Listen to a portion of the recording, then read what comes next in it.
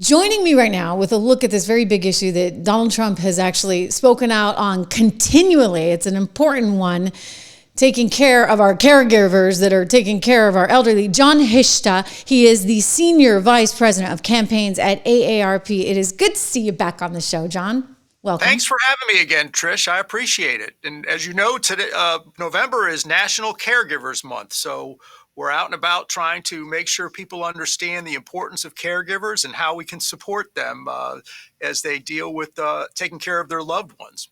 Look, it's a big issue for society, and it's a big issue, anything socioeconomic gets my interest.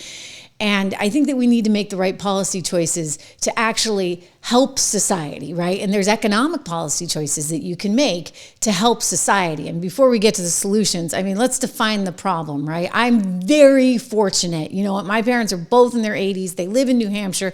They are amazing. They are absolutely amazing. They take care of themselves. They drive down to help me. I'm in the greater New York area with the kids now and then. They are truly amazing. But not everybody is as fortunate, and I have a lot of friends who are around my age who are dealing with older parents, and it's a lot. Like, you're taking care of some. It's like a full-time job onto itself, and they're, by the way, working as well. That's right. I like to say you either were a caregiver, are a caregiver, or will become a caregiver, and so it's something that's prevalent across all demographic parts of society. Everybody has to do it at some point in their life. And at the end of the day, they just need help with time, money, and resources. That's the bottom line. They're trying to take care of their loved ones to make sure that they can go to doctor's appointments, they have the meals they need, they can help them with their medications and things of that nature. And so anything we can practically do to provide them with that support is greatly appreciated by anybody who's ever become a caregiver. I had to take care of both of my parents as they aged and eventually passed away. And it was a challenge for 3+ years, not just emotionally, but like you said, financially as well, because we were working and constantly on the run with them as well. And so, and it's a drain. I wouldn't, financially, of course, but emotionally, because it's hard, right? It's hard to see a loved one deteriorate, and you're going through all of this. And my experience from friends is, sometimes your parent all of a sudden gets angry and is turning on you, and they're like, whoa, wait a second. I'm just trying to help. There's all kinds of stuff going on. And it feels more prevalent today. John, why is that? Is that because we're living longer? Is it because we have a more fragmented society? Is it all of the above? I think it's all of the above, but also remember that there are a lot more older folks in society than there were even just a generation ago as the baby boom generation ages out. There are currently somewhere in the neighborhood of 63 million people in this country who are caregivers, believe it or not. And that is a staggering number when it comes down to it. And they have all sorts of challenges depending on where they live. And like I come back to this, they're just looking for a little bit of help, whether it's in resources in their communities or things we can provide them. At AARP, we have a resources guide that folks can go to as well to get more information. That's aarp.org/care for caregivers. That's right. Okay. So, and that has some resources to help folks on a day-to-day basis when it comes to just dealing with some of the regular tasks associated with caregivers. I'm going to make sure that we have that in the show notes, and I'll put it up on screen. But I think that that's important because you guys have a lot of good advice.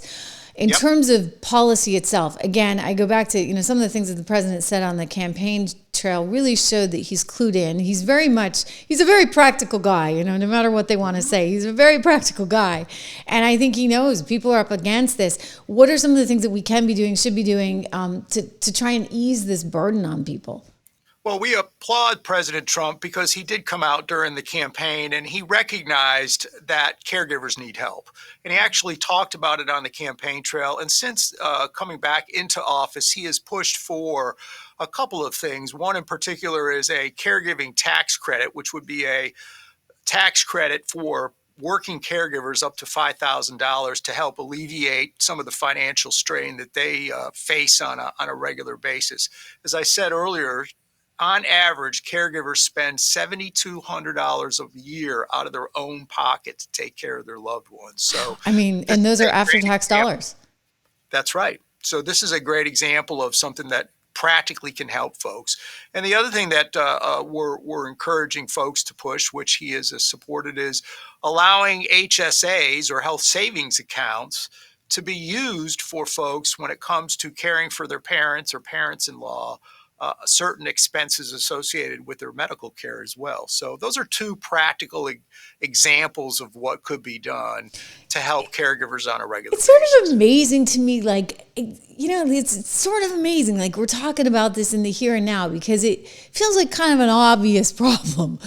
And it's something that people talk about a lot, and like, it's not getting the right kind of attention. It's not getting addressed. Like, how come?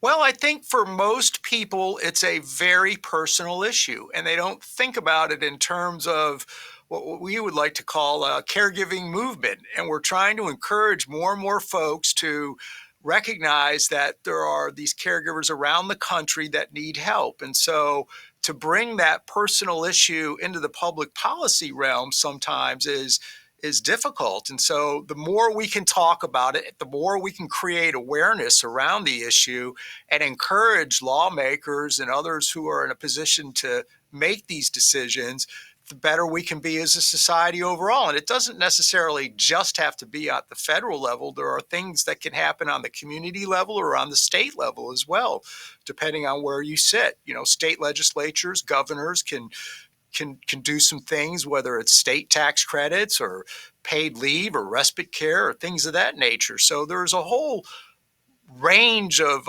tools that could be utilized to help caregivers, as there's no one magic solution to this issue. It's an ongoing thing. And the more we can raise the awareness and encourage folks to get involved and push their elected officials, the better. They should. And it, like the HSA stuff, to me, that's just a no-brainer, really. Right. Tax credits. Yeah. Of course, I never met a tax credit I didn't love. Didn't like. Take that with a grain of salt. But tax credits, again, like an obvious one, for goodness sakes. If people are spending after-tax dollars on average $7,500 out of their own pocket, let's get a credit in there to help them. Right. And your point on the state thing, I think, is really interesting, because there are states that might be a little bit more flexible and willing to do this. I mean, Florida comes to mind because they have an older population, but a growing younger population there too. And they kind of have the economic sensibility, in my estimation, to try and embrace some of these things.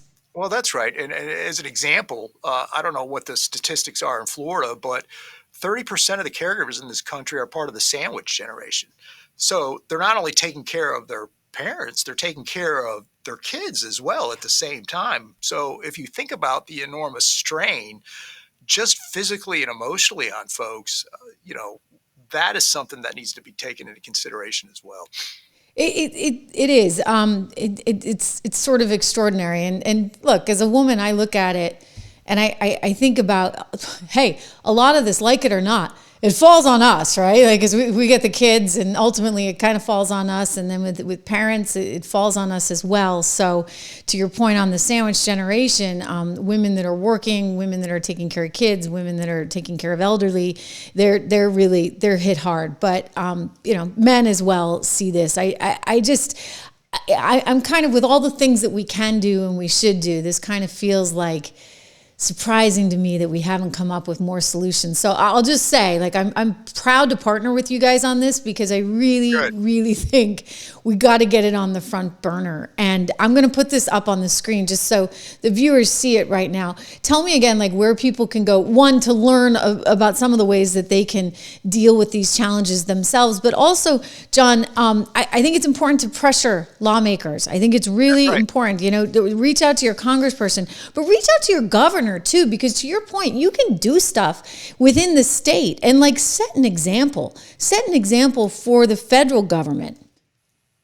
I couldn't agree more, Trish. And, at the end of the day, what's interesting about this is whenever you talk to a legislator, whether it's on the state level or in Congress or a senator or a governor, and you say, hey, I want to bring this issue to your attention, they immediately get it. but they just don't think about it from a public policy perspective because it is so personally ingrained in folks to just pick up and do the best you can with your loved ones. And so, No, and look, I get it, right?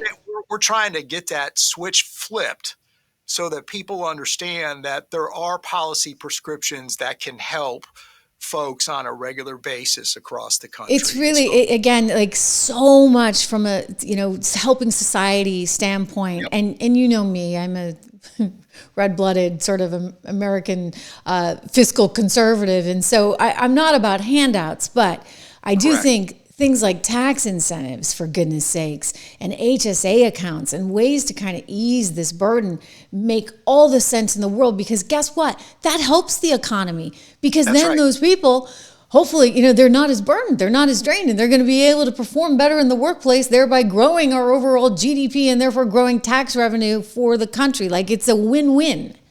Totally a win-win. Absolutely. Well, it's good to see you. I did put it up on screen. So AARP.org/care for caregivers. Correct. See how you can get involved. I mean, find out how you can reach out to your congressperson, reach out to your governor, reach out to your local community. I mean, this is something that I think should be put on the front burner. I know Donald Trump's done a pretty decent job of it, but we got to get it to second base here. I totally appreciate your willingness to do that for us, Trish. Thank you so much, John. Always good to see you, my friend. Likewise.